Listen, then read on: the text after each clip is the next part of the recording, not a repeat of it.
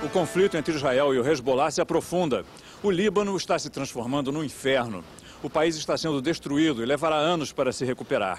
Estilhaços desse confronto podem fazer explodir o barril de pólvora do Oriente Médio, desencadear uma guerra mais ampla, envolvendo Irã, Síria e Estados Unidos. É sobre este panorama que o Sem Fronteiras de hoje procura refletir. No confronto do mar com a rocha, quem sofre é o marisco. No caso do atual choque entre Israel e Hezbollah, quem sofre e sangra é o Líbano, alvo dos bombardeios da aviação e da marinha e da artilharia israelense. Destroem estradas e pontes, esburacam a pista do recém-construído aeroporto internacional, derrubam prédios e residências, matam civis às pencas, ferem centenas, criam refugiados, abalam a já frágil economia libanesa. O país virou arena para a guerra de outros.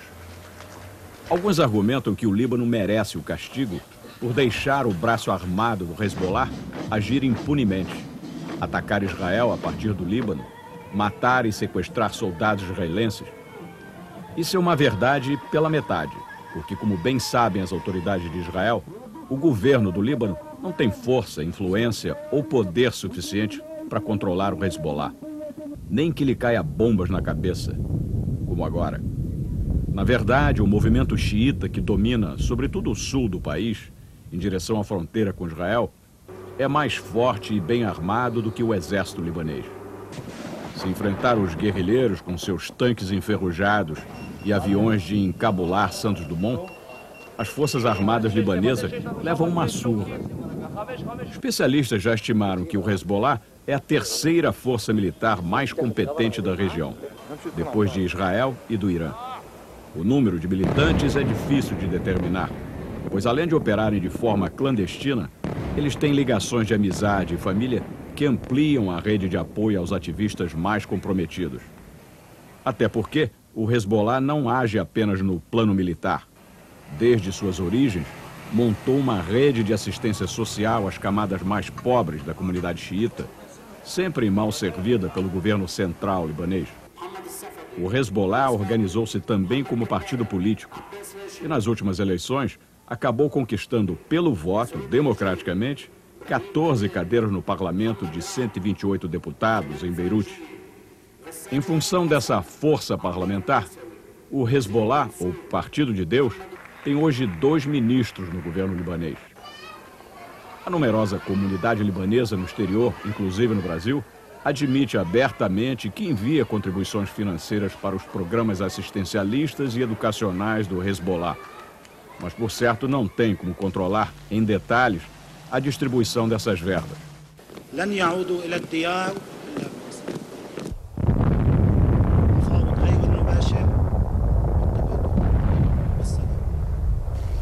O setor militar do grupo, que não costuma exagerar nesta questão, alega que tem 12 mil foguetes.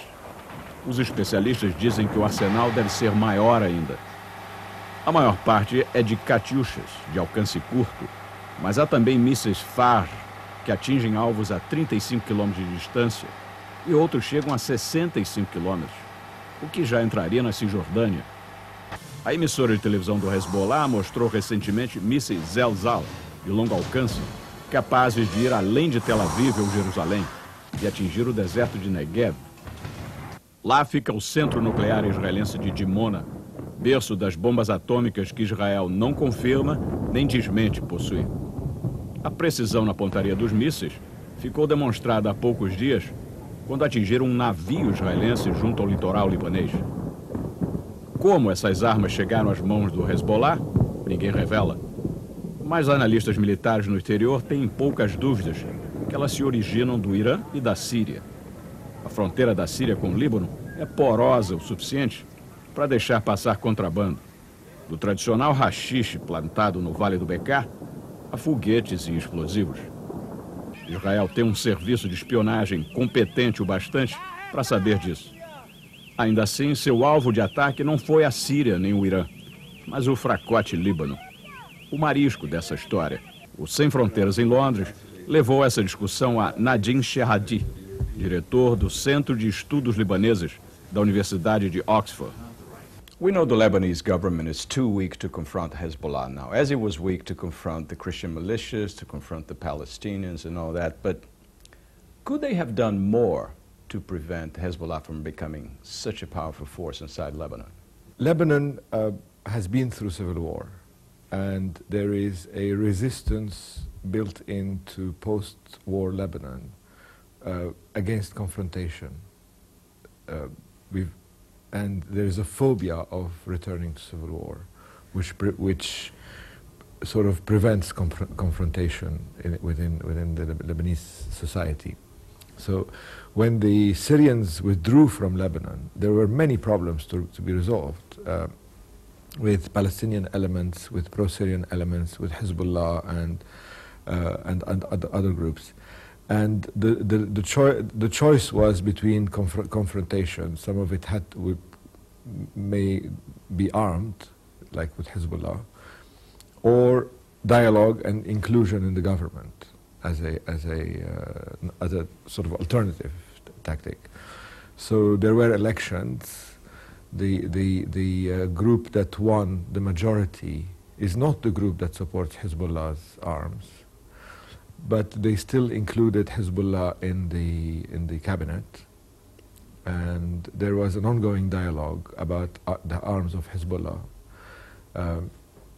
both within cabinet, in the press, and in parliament, and one of the dangers one of the biggest dangers that were discussed in the dialogue is that Hezbollah can declare war on Israel without Lebanon's consent, that it can unilaterally declare war on Israel and drag the country into a destructive war like it has done. So it was one of the points that were raised. You're saying they were trying to solve that problem? They were trying to solve that problem for the last year. And Hezbollah's counter-arguments were that Israel is a danger,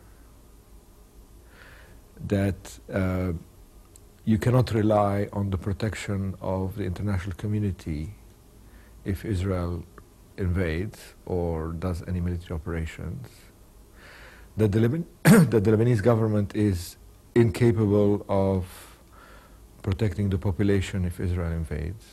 So a lot of the argument was based on Israel being the evil, and Israel having malicious intentions, and Israel wanting to do damage, and that they need to keep their arms to protect the population. Some analysts think that Israel is attacking the civilian population in order to get the support of the civilian population, those who don't die, obviously, to turn against Hezbollah. Does that make sense? Well, it makes sense from an Israeli point of view. This is the Israeli doctrine that they have been pursuing for a long time. And this has been shown to be false. So in a sense, Hezbollah may have done a tactical mistake by not foreseeing such an Israeli reaction. He may not have. He may have wanted such a reaction. Israel invaded Lebanon in 1982 for exactly the same reason as the current operation, to completely destroy the PLO, to inflict as much damage to the population, as much casualties in civilian population as possible. So that they will help to push the PLO out. There were 17,000 deaths in the invasion of 1982 in 3 months. And the result was the PLO was pushed out, but you have the rise of much more radical groups from a population that was more or less peaceful and quiet. And Hezbollah is basically the result of what Israel was trying to do 24 years ago. Hezbollah, of course, is no friend of Israel. They've had skirmishes along the border for a while, but why all of a sudden this attack, killing some soldiers and kidnapping others? Why now?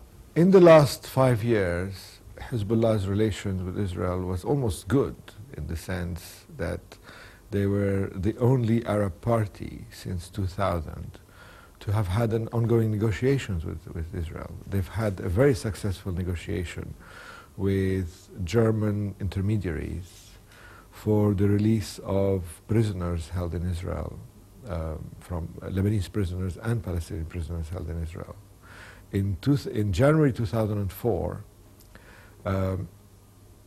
Hezbollah was negotiating with Israel. And Israel was, more importantly, Israel was negotiating with Hezbollah as a counterpart in the. And there's always been little skirmishes to keep the area on very low fire, and it's been from both sides. And I think that the ongoing process within Lebanon, in the long run, would have been more successful in reining in Hezbollah as an organization and including it in the political system than what Israel is trying to do now, which is basically completely destroy them, which is an absurd concept. They've tried this with the PLO in Lebanon, they've tried it with Hamas in Palestine, and the result was Hamas became more extreme and more popular and won the elections.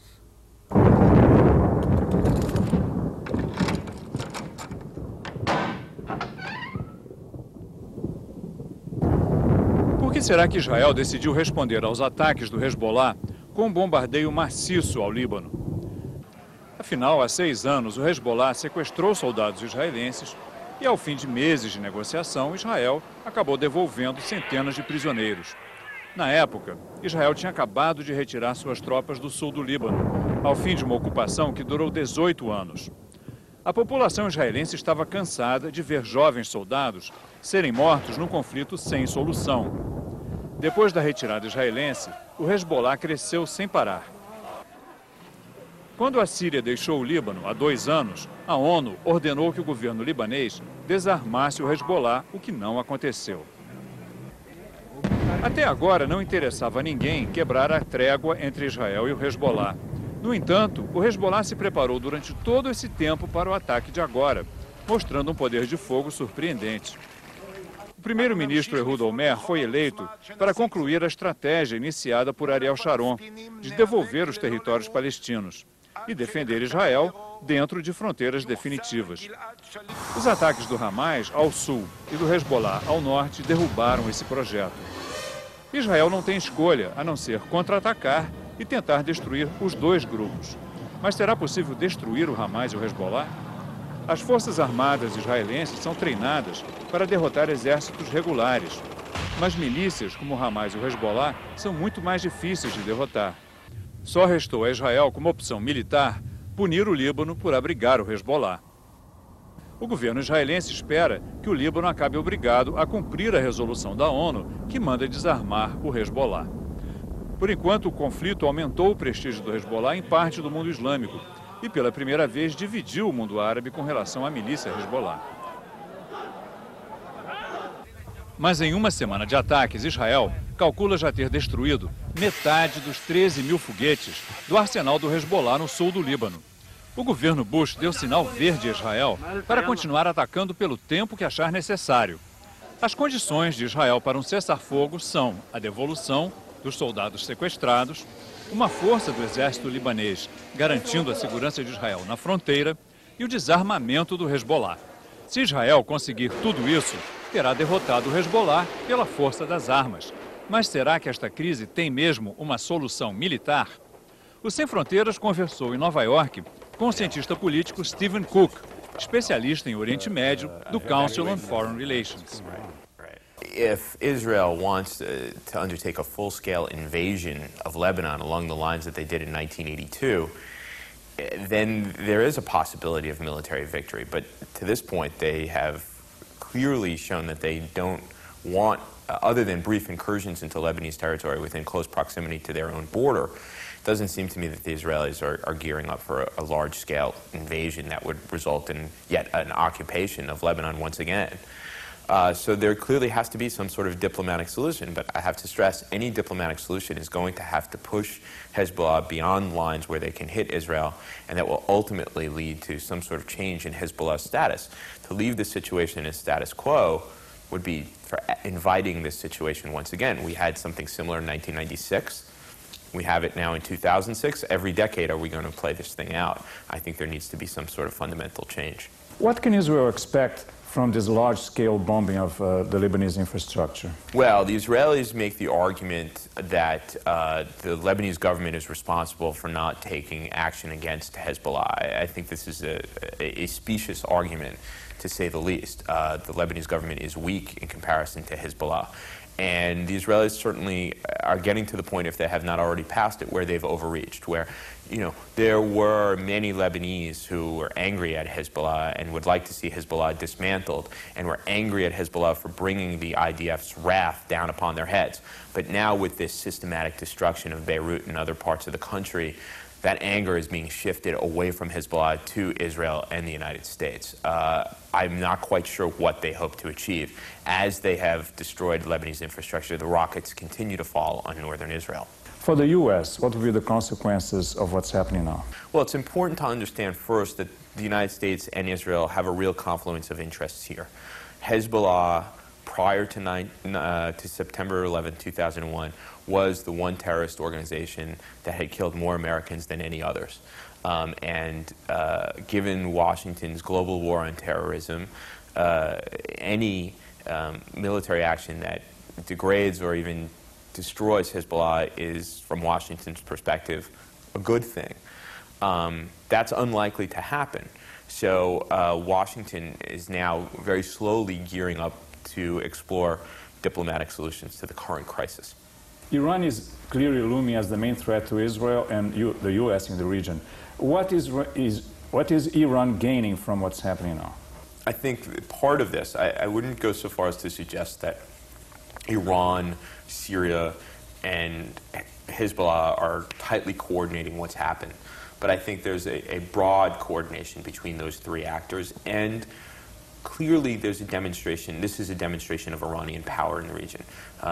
It is demonstrating not just to the United States and Israel, but to the other countries in the region, that Iran has regional reach, and that not only can it make Washington's life very miserable in Iraq, but that it can heat up another area of the region. And it's also part of an Iranian strategy to force the United States to relieve the pressure on the nuclear negotiations.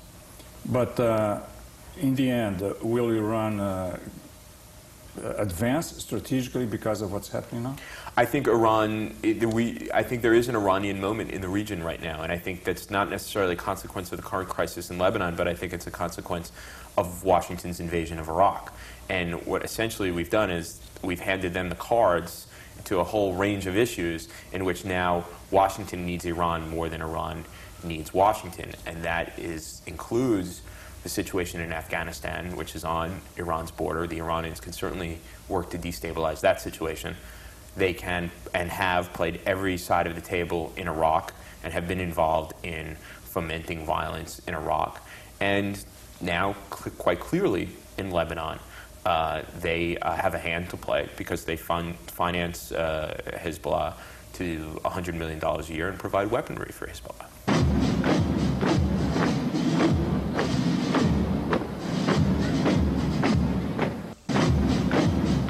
O Sem Fronteiras procurou o professor de Sociologia da Universidade Federal do Rio de Janeiro, Bernardo Sorge, para conversar sobre as questões que este conflito traz à tona. O senhor acredita que existe a possibilidade dessa disputa se ampliar com a intervenção dos Estados Unidos e de alguns países europeus? Dentro do que dá para prever o futuro, acredito que esse perigo hoje não existe, né? Hoje a guerra está localizada, os objetivos basicamente são objetivos militares, né? Não vejo que a Síria tenha nenhum interesse em atacar Israel, não vejo que Israel neste momento tenha interesse em atacar a Síria, o que levaria eventualmente a uma reação iraniana, e aí transformaria o conflito já parte de uma lógica global, onde temos outras agendas, fundamentalmente a agenda dos Estados Unidos, entra a agenda russa, entre a agenda europeia, que seria, obviamente, um potencial de destruição muito grande, mas não acredito que, neste momento, nenhuma das partes esteja apostando nisso. Na sua opinião, essa disputa melhora ou piora o clima das negociações entre israelenses e palestinos? Bom, a curto prazo vai piorar, né? Porque vai criar, do lado dos israelenses, uma sensação de insegurança que ficou claro com os foguetes, né, que eles não têm espaço para recuar. Qualquer foguete de curto alcance chega a qualquer cidade, aumenta o sentimento de segurança, a opinião pública israelense hoje está em pleno recuo, né? Por outro lado, eu acredito que vai criar eventualmente melhores condições. Ou seja, afastando o Hezbollah da fronteira, eu acho que um acordo vai passar por alguma aceitação do governo do Líbano, da colocação de forças de paz nas Nações Unidas, ou uma força intragovernamental que ocupa aquele espaço, vai afastar o Hezbollah, portanto vai diminuir o poder de pressão da Síria e do Irã na região e, eventualmente, vai criar mais condições para que israelenses e palestinos comecem a pensar em sentar em uma mesa de negociação. Inclusive, o próprio conflito atual, embora existe um apoio óbvio dos palestinos aos ataques de Hezbollah, também não é claro que está favorecendo os palestinos. Na verdade, hoje só se fala do que acontece no Líbano. Israel continua atacando em Gaza, na Cisjordânia. Agora, professor, à primeira vista, pode parecer uma ironia que Israel, que tem absoluta superioridade militar ali na região, não consegue evitar os ataques dos foguetes do Hezbollah. Não há dúvida, mas aí volta-se um pouco a doutrina militar israelense, que é um país extremamente pequeno, né, sem espaço de recuo estratégico, como diriam os militares, né? E a capacidade de proteção é pequena, especialmente de ataques de exércitos não formais. Quando você tem um exército formal, você localiza o acampamento, localiza o foco e você ataca e destrói. Quando o inimigo está localizado dentro de vilarejos ou cidades, você destruir inimigo significa destruir uma enorme quantidade de população civil, que é realmente hoje o grande problema do exército de Israel. Como destruir Hezbollah sem destruir vidas humanas que não estão ligadas ao Hezbollah, de civis e que de fato estão morrendo, porque existe o total entrosamento entre o Hezbollah e a população civil. Eles localizam, né, suas bases dentro dos vilarejos, dentro das cidades, e